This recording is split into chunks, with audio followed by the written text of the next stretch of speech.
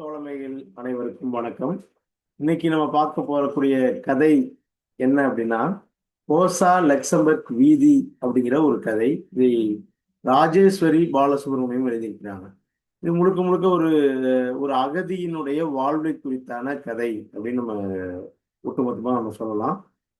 இந்த கதையில் வரக்கூடிய கதாபாத்திரங்கள் அப்படிங்கிறத முதல்ல அறிமுகப்படுத்திப்போம். ஏன்னா புலம்பெயர்வு கதைகள் அப்படிங்கிற பிரிவுக்குள்ள ஒரு தனி இலக்கிய வகை. அதுக்குள்ள வரக்கூடிய கதைகள்ல அகதியினுடைய வாழ்வு பதிவு என்பது ஒரு ஆறாம் திணை வகைப்பட்டதா அறிஞர் பெருமக்கள் கூறுவாங்க. அப்படி இருக்கிற அந்த கதைய ராஜேஸ்வரி பாலசுப்ரமணியம் அங்க அந்த அயலகத்துல இருந்து கொண்டு எழுதியிருக்கிறாங்க. அப்படி எழுதின அந்த கதையில வரக்கூடிய கதாபாத்திரங்கள் யார் அப்படின்னா, சுமதி அப்படின்னு ஒரு பாத்திரம். இந்த சுமதியினுடைய இணையர் யார் அப்படின்னா சண்முகநாதன். இந்த சுமதி சண்முகநாதனுக்கு ஒரு 2 குழந்தைகள், செல்விங்கிற ஒரு 10 வயது குழந்தையும் ஒரு கை குழந்தையும் இருக்கு. இந்த குழந்தை மாமியாரோட ஒரு வீட்டுல வசிக்கிறாங்க. அந்த வீட்டு இருக்கக்கூடிய தெருவுக்கு பேரு ஓசா லக்சம்பர்க் வீதி. இது எங்க இருக்குன்னா பெர்லின் நகர்ல, ஜெர்மானியர்கள் வசிக்கக்கூடிய பெர்லின் நகர்ல இருக்கு, யூரோப் கண்ட்ரி. சரிங்களா? இவங்க இங்க எப்படி போனாங்க அப்படின்னா, இவர்கள் இலங்கையில இலங்கையில வசித்தவர்கள். அப்படி வசிக்கும் பொழுது காதல் திருமணம் செய்து கொண்டவர்கள். அப்படி வசிக்கும் பொழுது காதல் திருமணம் செய்து கொண்டு இனக்கலவரத்தின் காரணமாக இந்த நாட்டுக்கு புலம்பெயர்ந்தவர்கள் அப்படின்னு நம்ம வச்சுக்கலாம். 1983 இனக்கலவரங்கிறது ரொம்ப முக்கியம். இந்த இனக்கலவரத்துக்கு முன்னாடி ஒரு இனக்கலவரம் நடக்குது. அப்ப இந்த 70களில் இந்த இனக்கலவரத்தின் காரணமாக புலம்பெயர்ந்த தமிழர்களாக இவர்கள் இருக்கிறார்கள். இந்த சண்முகநாதனுக்கும் சண்முகநாதனுக்கும் சுமதிக்கும் எப்படி காதல் வந்ததுன்னா, சுமதிக்கு 2 பேருக்கும் 12 வயது வித்தியாசம். இவங்களுக்குள்ள காதல் வருவதற்கு காரணம் இவன் அடிக்கடி அந்த வீட்டுக்கு போறதுதான். ஏன்னா இவங்க அக்கா படிக்கிற பல்கலைக்கழகத்துல இவனும் கூட படிச்சவன். பின்னாடி கொழும்புக்கு வேலைக்கு வரான். கொழும்புல மிகப்பெரிய அளவுக்கு அவனுடைய இனக்கலவரத்துல பாதிக்கப்படுறான். அதுல இருந்து தன்னுடைய உயிர் தப்பிச்சு வெளியில வரான். தப்பிச்சு அதுக்கப்புறம் கொழும்புக்கு போறதே இல்லை. தன்னுடைய தமிழ் பகுதியிலேயே வசிக்கிறான். வசிக்கும் பொழுது அதுக்கப்புறம் இந்த பெண்ணோட அதிகமா நெருங்கி பழகிறான். அவனுடைய விளையாட்டுத்தனங்கள் பிடிக்குது. இந்த விளையாட்டுத்தனங்கள் பிடிக்கும் பொழுது அப்புறமேட்டுக்கு இவன் வெளிநாட்டுக்கு போக வேண்டிய அந்த பெண்ணை திருமணம் பண்ணிக்கிறேன் அப்படிங்கும்போது அவங்க அம்மா ஏத்துக்க மறுக்கிறாங்க. ஏன்னா வயது வித்தியாசம், அதே நேரத்துல பேக்ரவுண்டு காரணம். ஏன்னா இந்த சண்முகனுடைய அண்ணன் கனடாவுக்கு ஏற்கனவே போயிடுறான். கூட 2 தங்கச்சி இருக்கிறாங்க. தங்கச்சிக்கு பொறுப்பா பாத்துக்கணும். இந்த சூழல்ல இவன் கல்யாணம்னு சொல்றான்னு சொல்லிட்டு அம்மா ஏத்துக்கல. இந்த சூழ்நிலையில ஆனா இவன் அவளை திருமணம் செஞ்சுட்டு போயிடுறதுன்னு முடிவு பண்றான். அவகிட்ட ப்ரொபோஸ் பண்றான். அவளுடைய மனநிலை என்னன்னா, யாரையாவது திருமணம் பண்றதுக்கு, அதாவது நம்ம விரும்புறத விட நம்மள விரும்புறவங்க பெஸ்ட் தானேன்னு ஒரு முடிவுக்கு வரான். ஏன்னா இவங்க அக்கா அளவுக்கு இவ படிச்சவ கிடையாது. யாரு சுமதி படிச்சவ கிடையாது. படிக்கலினாலுமே கூட நல்ல பகுத்தறிவு சிந்தனை கொண்ட பெண்மணியாக இருக்கிறாள். அதனால அவ என்ன செய்யறா அப்படின்னா, தன் கணவன், அதாவது தன் காதலன் சொன்ன உடனே ஏத்துக்கிறான். ஆனா வீட்டுல சொல்ல முடியாது. காரணம் என்னன்னா, இவளுக்கு 2 அக்கா. அந்த 2 அக்கால மூத்த அக்காவோடு படிக்கிறவன் இவன். எப்படி வீட்டுல ஏத்துப்பாங்க? ஏத்துக்க மாட்டாங்க. ஏன்னா மூத்த அக்கால் இன்னும் மாப்பிள்ளை கிடைக்காம இருக்கிறாங்க. 2வது அக்கா நான் டாக்டர் தான் திருமணம், டாக்டர் இன்ஜினியர் போன்ற ஆட்களை தான் திருமணம் பண்ணுவேன் அப்படிங்கிற மாதிரி ஒரு முடிவோடு இருக்காங்க. இந்த சூழ்நிலையில காதலை வீட்டுல சொல்லி திருமணத்துக்கு சாத்தியம் இல்லை. இவனும் அவசரப்படுத்துறான். அப்போ வீட்டை பகைச்சிட்டு காதல் திருமணம் செஞ்சுக்கிறாங்க. இவனுடைய நெருக்கத்துல வீட்டினுடைய பகை, வீட்டை மறக்கிறதெல்லாம் இயல்பா மாறிடுது. இந்த சூழ்நிலையில தான் அவங்க ஜெர்மனுக்கு வராங்க. சரிங்களா? ஆனா இது கதையில இப்படி கதை தொடங்காது. கதை ஜெர்மன் வாழ்க்கையை, அந்த பெர்லின் வாழ்க்கையை தான் சொல்லும். ஆனா இடையிடையே இவளுக்கு இந்த நினைவுகள் போகும். இது அகதி வாழ்வை பற்றி எழுதக்கூடிய கதையில இந்த புலம்பெயர்ந்த வாழ்க்கையில் இருக்கக்கூடிய நெருக்கடிகளை எழுதுகிற அதே சமயத்தில் தன் வாழ்வியல் நினைவுகள் வந்து செல்வது என்பது தவிர்க்க முடியாதது. இப்ப தவிர்க்க முடியாத ஒன்றை கதையின் உத்தியாக அல்லது கதையினுடைய சொல்லுதலாக இந்த கதை போக்கு அமைந்திருக்கிறது. சரி, இப்படி கதை எப்படி தொடங்குது அப்படிங்கிற இடத்துக்கு வரேன். இப்ப அவங்க வந்த பின்னணியும் நான் சொல்லிட்டேன். அவங்க திருமணமான பின்னணி, அவன் இலங்கையிலிருந்து, கொழும்புல இருந்து தமிழ் பகுதிக்கு போய் அங்க இனிமே வசிக்க முடியாது, வெளிநாடுக்கு தப்பி அந்த பின்னணியை நம்ம சொல்லிட்டோம். இப்ப இங்க எப்படி வாழ்க்கை தொடங்குது அப்படின்னா, இங்க வந்த உடனே ஆரம்ப காலத்துல நல்லா இருக்கிறாங்க தான் வச்சுக்கலாம். ஆனா இங்க அவள் வேலைக்கு போற ஒரு சூழ்நிலையே உருவாயிருக்கு. சரியா? அந்த சூழ்நிலை என்ன அப்படின்னா, வந்த புதுசுல நல்லா வேலை செஞ்சு நல்லா சந்தோஷமா இருக்கிறாங்க 2 பேரும், எந்த பிரச்சனையும் இல்லை. ஆனா திரும்ப அவங்க வெளிநாட்டுக்கு போனதுக்கு அப்புறம், அதாவது ஜெர்மன் பெர்லின் நகர் போனதுக்கு அப்புறம், இங்க இருக்கிற தங்கச்சிகளை திருமணம் பண்ணி அந்த நாட்டுக்கு அழைக்க வேண்டிய மிகப்பெரிய பொறுப்பு அவனுக்கு வந்தது. 2 தங்கச்சி. ரெண்டு தங்கச்சி கஷ்டப்பட்டு உழைச்சி இவன் மாசமா இருக்கிறான். அந்த நேரத்துல கூட இவன் தனியா வேலைக்கு போய் சம்பாரிச்சு பணமெல்லாம் ஈட்டி அவங்களுக்கு வந்து நோர்வேல ஒருத்தரை கல்யாணம் பண்ணி கொடுக்குறாங்க. அடுத்து கனடாவில் ஒருத்தர் கல்யாணம் பண்ணி கொடுக்குறாரு. இது ரெண்டு பொறுப்பையும் செஞ்சு முடிச்சிடறான். செஞ்சு முடிச்சதுக்கு அப்புறம் மாமியா, அதாவது அம்மா அம்மா வந்து பிள்ளைங்களோட போறதுக்கு பதிலா நான் உங்களோட தான் இருப்பேன்னு பையன்கிட்ட சமூகநாதன் சொல்லிடுறாங்க. இப்போ மாமியார் மருமகள் பிரச்சனை உருவாயிருது. இவன் வேலைக்கு போயிட்டு வரும்போது இங்க மாமியார் மருமகள் சண்டையா இருக்கும் பொழுது இவன் என்ன செஞ்சிடறான் அப்படின்னா குடிக்க ஆரம்பிச்சிடறான் அதை மறக்கிறதுக்கு. அப்ப நாளடைவில் அந்த குடி அதிகமாகி வேலைக்கு போறதே மறந்து வேலையை இழந்துடுறான். இந்த சூழ்நிலையில தான் அவ வேலைக்கு போகக்கூடிய ஒரு நெருக்கடி, குடும்பத்தை காப்பாற்ற வேண்டிய நெருக்கடிக்கு ஆளாகிறாள். அப்படி நெருக்கடிக்கு ஆளான அவள் சிக்கலை சொல்வதிலிருந்து கதை தொடங்குகிறது. இப்படி தொடங்கிதான் நான் இந்த ரெண்டு வாழ்க்கை முறையை சொன்னேன் இல்லைங்களா? இலங்கையினுடைய காதல் வாழ்வும் அதிலிருந்து வெளியேறுதல் அப்படிங்கிற ஒரு வாழ்வு முறையும், இங்க வந்து அவங்க சந்தோஷமா வாழ்ந்த அந்த பின்னணியும், அவங்களுக்குள்ள இப்பொழுது பிரிவு உருவான அந்த வேலைகள் அந்த பின்னணியும் சொல்லியிருக்கு. இதெல்லாம் கதையில இடையிடையே வரக்கூடிய விஷயங்கள். சரியா? இப்ப கதை எப்படி தொடங்குது நீங்க வாசிக்கும் பொழுது அந்த கதை எப்படி தொடங்கும் அப்படின்னா, ஒரு வீடு, ஓசா லக்சம்பர்க்ன்ற ஒரு பெரிய வீதி. அந்த வீதியில ஒரு 3வது மாடியில இருக்கிறாங்க. அந்த 3வது மாடியில இருக்கிற இவள் விடியற் காலையில வேலைக்கு போகணும். குழந்தை பால் குடிச்சிட்டே தூங்கிருச்சு. அப்ப வந்து அது 1 மணி, அவ இரவு 1 மணிக்கு எழுந்திருக்கிறா. எழுந்திருச்ச உடனே வந்து எழுந்திருக்கிறான். எழுந்திருச்ச உடனே வந்து குழந்தைய வந்து விலக்கி வச்சுட்டு அப்ப வந்து தன்னுடைய வீட்டை பார்க்கறா. இப்ப வந்து அவ வேலைக்கு கிளம்பணும். என்ன வேலை அப்படின்னா வந்து பத்திரிகை போடுற ஒரு வேலை. இப்ப வேலைக்கு இவ போகணும். வேலைக்கு இவ போகணும் அப்படின்னா இவ வந்து அடுத்து குழந்தை தூங்குது. எழுந்திருக்கிறதுக்குள்ள இவ ரிட்டர்ன் ஆகும். இப்ப இந்த சூழ்நிலையில அவ எழுந்திருக்கிறான். இது போன்ற வந்து இவ இந்த இன்னொரு குழந்தைய பார்க்கறா. பக்கத்துல செல்வி 10 வயசுல தூங்குது. ஆனா இவள் போன்று சின்ன வயசுலயே இவளும் ஒரு 3வது குழந்தை தான் வீட்டுக்கு. இவ பிறந்த உடனே இவங்க அம்மா இறந்துடுறாங்க. இவங்க அம்மா இறந்த உடனே இவள என்ன செய்யறாங்க? கேள்வி கேட்கிறாங்க. வந்து அப்பொழுது இருந்த அந்த மூத்த பெரியவங்க என்ன செய்யறாங்க அப்படின்னா, பாட்டிமார்கள் என்ன செய்யறாங்க? கேள்வி கேட்கிறாங்க. அம்மாவை கொண்டுட்டு பிறந்தீங்க அப்படின்னு சொல்லிட்டு ஒரு குற்றச்சாட்டுடைய அந்த குழந்தை வளர்ந்தது. இப்ப 2வது குழந்தை வயித்துல வளர்ந்துட்டு வயித்துல வளரும் போது இந்த மாமியார் என்ன சொன்னாங்கன்னா, என்ன பெட்டக்குட்டியை போட போறியா அப்படிங்கிற இழிவான சொல்ல பிரயோகிக்கிறாங்க. இது போன்ற துன்பங்களை அனுபவித்துக் கொண்டுதான் அந்த வீட்டுல அவ வேலைக்கு போய் வாழ்ந்துட்டு இருக்கு. வேலைக்கு போனா அந்த வீட்டுல சோத்துக்கு பிரச்சனை. சரியா? அப்ப இப்ப ஏந்திரிச்சிட்டா. இப்ப வந்து இந்த நினைவெல்லாம் அவளுக்கு வருது. இந்த நினைவு வந்ததுக்கு அப்புறம் அவ வந்து பக்கத்துல பாக்குறா. இன்னொரு பக்கத்துல கணவன் படுத்துக்கிறான். அவனுடைய குடி வாட வருது. புரட்ட சத்தம் வருது. அவ வந்து ஒரு திரும்பி பார்க்கவே மனம் இல்லாம இருக்கிறா. இப்ப வந்து கதவை திறக்கிறா. கதவை திறந்தா வெளியில வந்து மழை வர்றது போல இருக்கிறது. ஆனா வீட்டுல இந்த இத்தனை மணி நேரத்துக்கு எழுந்திருக்கிறது அப்படிங்கிறதுலாம் அந்த பழக்கமே இல்லை. ஆனாலும் இவ 1 மணி. இப்ப வந்து பாத்ரூம்ல போய் குளிச்சுட்டு வந்துட்டு இவ கிளம்புறா. ஏன் மேக்கப் பண்ணணும்? வெளியில போனா என்ன இருக்குது? இந்த இரவு நேரத்துல யார் நம்மளை பாக்குறா? இது போன்ற எண்ணங்கள்லாம் அவளுக்கு வந்து போகுது. ஆனாலும் தலையை சீவி வாரிக்கிட்டு வெளியில வரா. ஏதாவது சத்தம் போட்டா வந்து வீட்டுல இருக்கவங்க எழுந்து கொள்வார்கள். அதனால வந்து கேள்வி கேட்பாங்க. அவளுக்கு அவனை பார்க்கும்போது அழுக வருது. இவ அழுகுறது போனா வந்து மாமியார் கேள்வி கேட்பாங்கிற பயத்துல அழுகி அடக்கிட்டு மெல்ல சைக்கிள் எடுத்துட்டு வெளியில வரா. வெளியில வந்து அவ வந்து ஜெர்மனுடைய அந்த வீதிகளுக்கு வரா. ஜெர்மன் எப்படியாப்பட்டது அப்படிங்கிற ஒரு விளக்கம் இந்த இடத்துக்குள்ள நம்ம கொடுக்க வேண்டியது இருக்கு. ஜெர்மன் எப்படியாப்பட்டது அப்படின்னா, ஜெர்மன் வந்து இங்க இலங்கையிலிருந்து வந்த இந்த தமிழர்களை, அகதிகளை கொண்டாடக்கூடிய நாடு அல்ல. ஜெர்மன் ஒரு காலத்தில் வந்து ஹிட்லரால் ஆட்சி செய்யப்பட்ட நாடு. அப்பொழுது பல 6 லட்சம் 6 கோடி யூதர்களுக்கு மேல கொல்லப்பட்ட நாடு அது. அந்த நாட்டுல இப்பொழுது இனவாதம் பெருகி இருக்குது. ஒரு காலத்துல கிழக்கு ஜெர்மனும் மேற்கு ஜெர்மனும் தனித்தனியா இருக்குது. கிழக்கு ஜெர்மன் ஒரு கம்யூனிஸ்ட் நாடு. இந்த கம்யூனிஸ்ட் நாடா இருக்கும்போது அவங்களுக்கு எல்லாமே கிடைச்சது. எப்பொழுது இணைந்தார்களோ அப்போ வந்து சந்தோஷமா இருக்குன்னு நினைச்சு இணைந்தாங்க. ஆனா அவர்கள் வறுமையில வாழ்ந்துட்டு இருக்கிறாங்க. வறுமையில வாழ்ந்துட்டு இருக்கும்போது இலங்கைக்காரங்க அங்க போய் அந்த வீதியில முழுக்க இவங்க ஆக்குபை பண்ணும் பொழுது நமக்கு நோய் தர வந்து விட்டார்கள். நம்மளுடைய வேலையை பறிக்க வந்து விட்டார்கள். அவருடைய அப்படின்னு சொல்லிட்டு ஒரு இனவாதத்தோட அணுகிறாங்க. ஒரு இன வெறுப்பு. இவர்கள் வேறு நாட்டை சேர்ந்தவர்கள் இன வெறுப்போட அணுகிறார்கள். அப்ப அதை அங்க துருக்கியை சார்ந்த பெண்களை வந்து ஒரு வீட்டுல வச்சு எரிச்ச சம்பவம்லாம் அவளுக்கு நினைவு வருது. அப்ப அங்க வாழ்வது என்பது, தனியாக வாழ்வது என்பது மிகவும் சிக்கலுக்குரிய ஒன்றாக இருக்கிறது.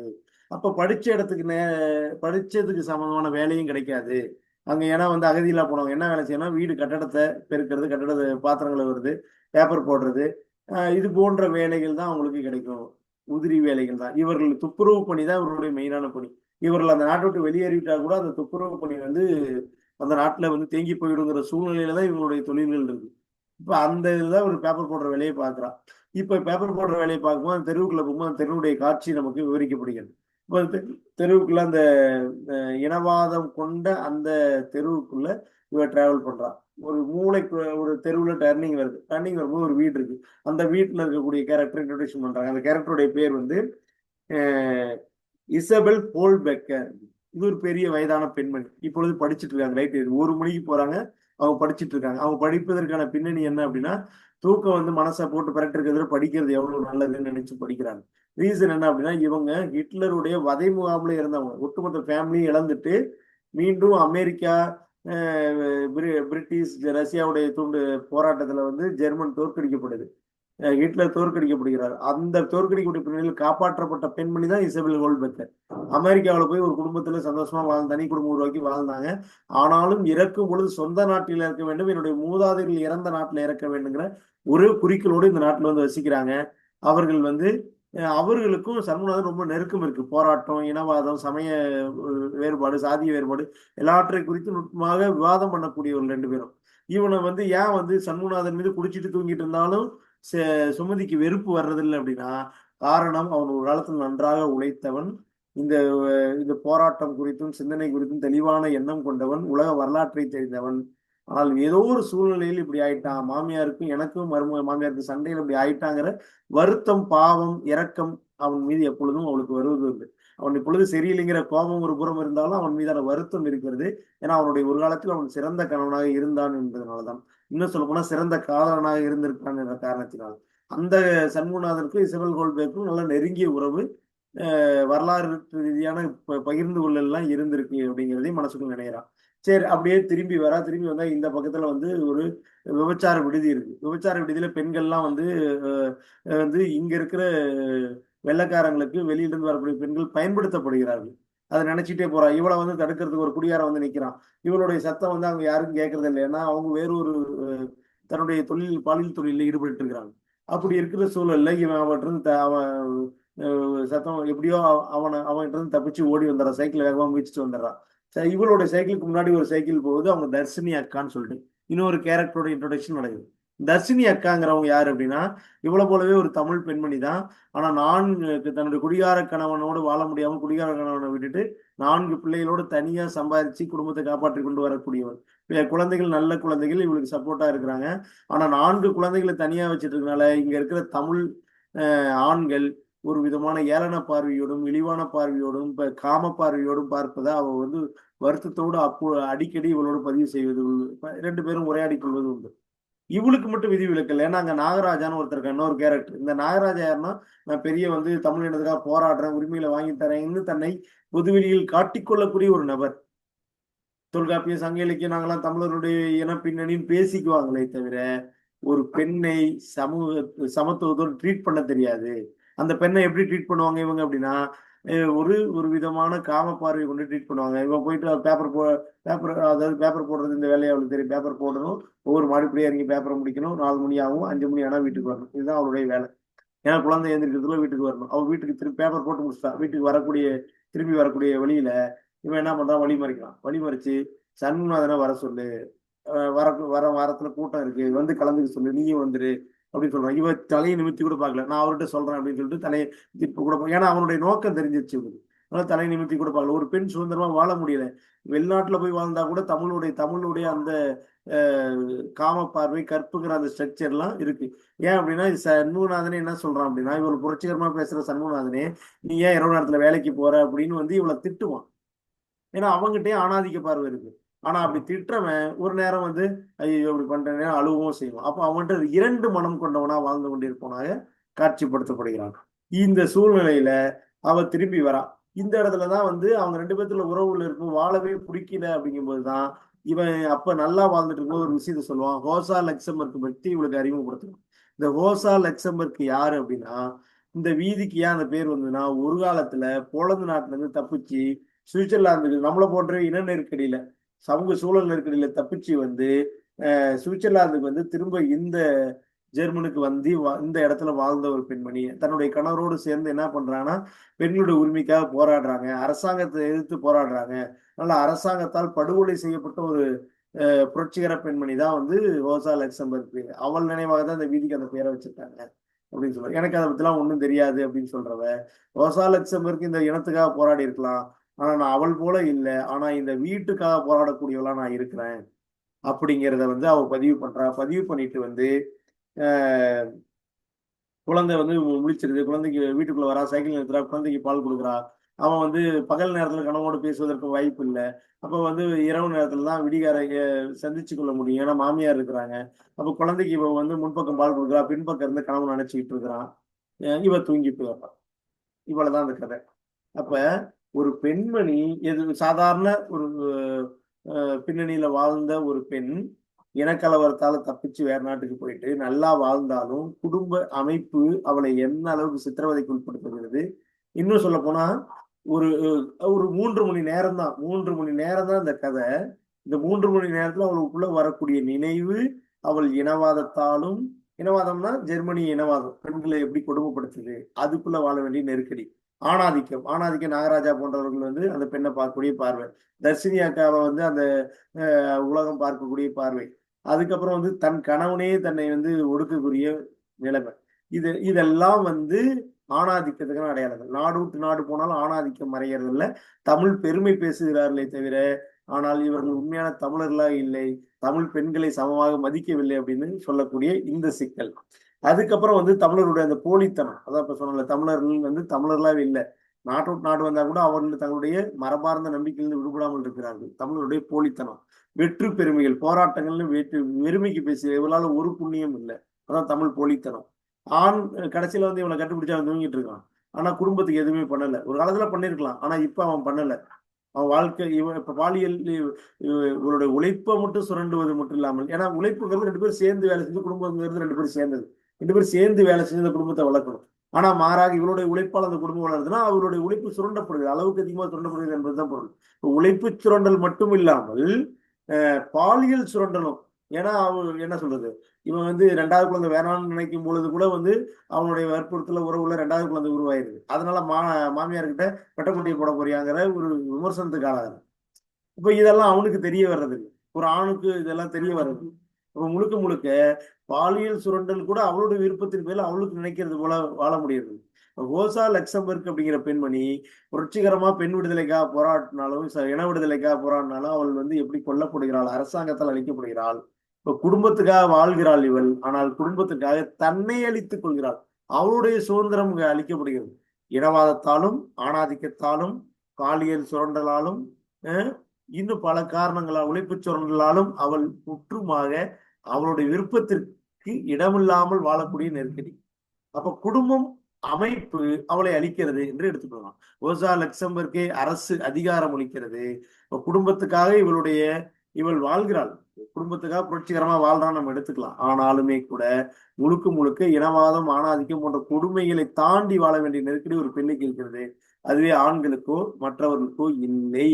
அப்போ ஒரு பெண்ணுக்கு இவ்வளவு நெருக்கடியும் தாண்டி அவள் குடும்ப பொறுப்பையும் சுமக்கூடிய ஒரு சூழ்நிலை இருக்கிறது என்பதை வந்து இந்த கதை சுட்டி காட்டுகிறது. ராஜேஸ்வரி பாலசுப்ரமணியம் எழுதிய இந்த கதையினுடைய விஷயம் அப்படிதான். ஒரு நாள் நடக்கக்கூடிய, ஒரு நாள்ல 3 மணி நேரத்துக்குள்ளேயே வந்து உங்களுக்கோ எனக்கோ வந்து இன்னொரு நாட்டை பத்தி நினைவு வராது, ஏன்னா அப்படி ஒரு வாழ்க்கை முறை இல்லை. ஆனா அந்த வாழ்க்கை முறையில் இருக்கக்கூடியவங்க தன்னுடைய நாட்டுக்கு போகணுங்கிற எண்ணம் ஒரு புறம், தன்னுடைய நாட்டை சார்ந்தவர்கள் கொடுமைப்படுத்தக்கூடிய ஒரு புறம், எந்த நாட்டுக்குள்ள இருப்பவர்களுடைய நெருக்கடிக்கு ஆளாக்குவது ஒரு புறம்.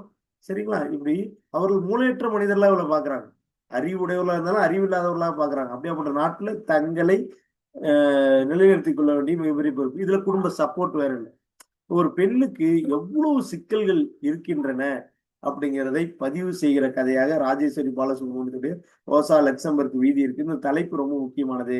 ரோசா லக்சம்பர்க் சமூகத்துக்காக போராடினால் அரசாங்கத்தால் கொலை செய்யப்பட்டால், சுமதி வீட்டு வீட்டு அமைப்புக்காக அல்லது வீட்டை கட்டி காட்டுவதற்காக வீட்டுக்காக உழைக்கிறாள், ஆனால் அவள் வந்து அடிமைப்படுத்தப்படுகிறாள், கொடுமைப்படுத்தப்படுகிறாள், வன்முறைக்கு ஆளாக்கப்படுகிறாள். எதனால்? இனவாதம், ஆணாதிக்கம், முதலாளித்துவம், உழைப்பு சுரண்டல், முதலாளித்துவம், சரியா? இது போன்ற விஷயங்களால், இது போன்ற ஆதிக்க கூறுகளால் அவள் தினந்தோறும் அழித்தொழிக்கப்படுகிறாள். ஆனாலும் இறப்பது என்பது உறுதி, ஆனால் அவள் குடும்பத்திற்காக வாழ்ந்து கொண்டிருக்கிறாள் தற்பொழுது என்பதுதான் கதையின் இறுதியாக சொல்லப்படுகிற செய்தி. அப்ப இது போன்ற மிக முக்கியமான ஒரு அகதியின் வாழ்வியலில் என்ன விதமான நெருக்கடிகள் ஒரு பெண்ணுக்கு ஏற்படுகிறது, ஆணுக்கு வேறு விதமா இருக்கிறது, ஆணுக்கு வரக்கூடிய நெருக்கடிகளை விட பெண்ணுக்கு எவ்வளவு நெருக்கடிகள் இருக்கின்றன குடும்பத்திற்கு வெளியில அப்படிங்கிறத தர்ஷினி சுமதிங்கிற 2 கேரக்டர் வழியாக அழகாக சொல்லப்படுகிறது. ஆனா இப்ப வந்து இசபெல் கோல்ட்பெக்கர் வந்து எவ்வளவு சூழ்நிலை கூட தன்னுடைய சொந்த நிலத்துல வாழணுங்கிற இறந்து போகணுங்கிற ஆசை இருக்குது. ஆனா இவர்களுக்கும் அந்த ஆசை இருக்கு. சண்முகநாதனுக்கு சுமதிக்கும். ஆனா அந்த ஆசை நிறைவேறுமாங்கிறது கேள்விக்குறியோட தான் அந்த கதையில் சொல்லப்பட்டிருக்கிறது. வணக்கம் நண்பர்களே. இது போன்ற புலம்பெயர்வு கதையை நாம் வாசிக்கும் பொழுது எப்படியாப்பட்ட மன நெருக்கடிகளை அங்க இருக்கக்கூடியவர்கள் சந்தித்திருக்கிறார்கள் என்கிற ஒரு தெளிவான புரிதலை இந்த கதை ஏற்படுத்தி இருக்கிறது. இதன் வழியாக நம்மளுடைய அயலக தமிழருடைய வாழ்வியல் குறித்த ஒரு புரிதல் நமக்கு கிடைப்பதாக நாம் எடுத்துக்கொள்ளலாம்.